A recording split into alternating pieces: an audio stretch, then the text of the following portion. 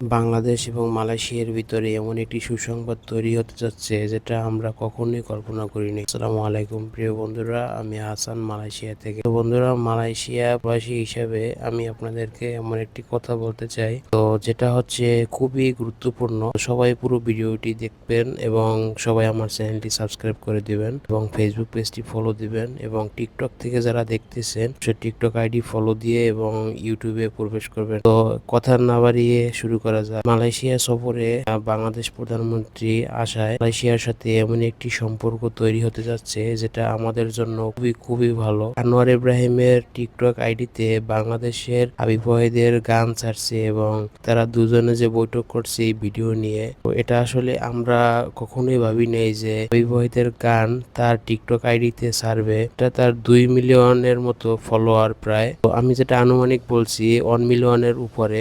যাই হোক, আমাদের প্রবাসীদের জন্য খুবই গুরুত্বপূর্ণ সম্পর্ক এবং তারা দুজনে আলোচনা করেছে অনেক বিষয় নিয়ে। দ্বিপাক্ষিক বৈঠকে যেসব বিষয় নিয়ে আলোচনা করেছে তার মধ্যে হচ্ছে সাংস্কৃতিক বিনিয়োগ এবং সন্ত্রাস দমন। এখানে আরো চুক্তি করা হয়েছে দ্বিপাক্ষিক বিনিয়োগ বৃদ্ধি এবং অর্থনৈতিক সম্পর্ক উন্নয়নের একটি ডকুমেন্ট বিনিময় করা হয়েছে। তো এখন একটু নিশ্চিত হওয়া যায় যে মালয়েশিয়া সরকারের সাথে যেহেতু চুক্তি হয়েছে তারা খুব দ্রুতই এই কাজগুলো করবে এবং তারা খুব দ্রুতই বৈধতার একটি দিবে, সুযোগ দিবে এবং যারা জেলে আছে তাদেরকে খুব দ্রুতই বাংলাদেশে পাঠিয়ে দিবে। আর বাংলাদেশের শ্রম বাজার এটার বিষয়েও আলোচনা করেছে, এটাও খুব তাড়াতাড়ি সে আশ্বাস দিয়েছে।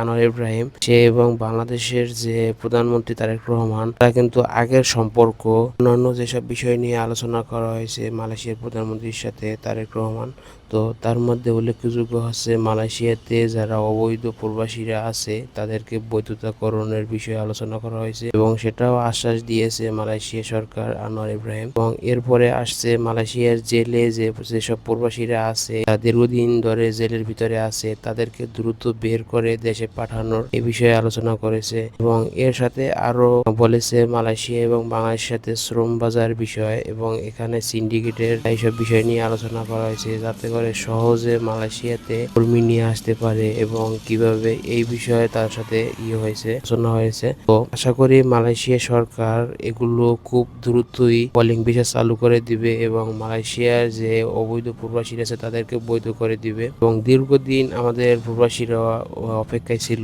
যারা 23 সালে আসছে এবং আগে যারা অবৈধ ছিল, তো সবাই অপেক্ষায় ছিল যে কবে বৈধ দেবে। এখন একটু নিশ্চিত হওয়া যায়, আশা করা যায় এই সফরে আমাদের বাংলাদেশিদের জন্য খুবই ভালো একটি সুসংবাদ আসবে যারা মালয়েশিয়াতে অবস্থান করেন। তো সবাই অপেক্ষা করুন এবং মালয়েশিয়া বাংলাদেশের সাথে খুব ভালো একটি সুসম্পর্ক হতে যাচ্ছে এবং এর মধ্য দিয়ে বাংলাদেশ থেকে নতুন শ্রমিক মালয়েশিয়াতে আসবে এবং মালয়েশিয়ার প্রবাসীদের জন্য একটি পথ তৈরি হয়ে যাবে এবং এখানে সব সমস্যা সমাধান হয়ে যাবে। অথবা বাংলাদেশে যারা অবস্থান করতেছেন, বাংলাদেশ থেকে যারা আসবেন মালয়েশিয়াতে, সবার জন্যই সুসংবাদ নিয়ে আসবে এই সরকার। আশা করি আমাদেরকে ভালো একটি সুসংবাদ দিবে এবং বাংলাদেশ মালয়েশিয়ার সাথে ভালো একটি সম্পর্ক তৈরি হবে। তো সবাই অপেক্ষায় থাকুন এবং মালয়েশিয়াতে শ্রম বাজার খুব দ্রুতই খুলে দেওয়া হবে। সবাই ভিডিওটি শেয়ার করে দিবেন এবং ভালো থাকবেন। ধন্যবাদ।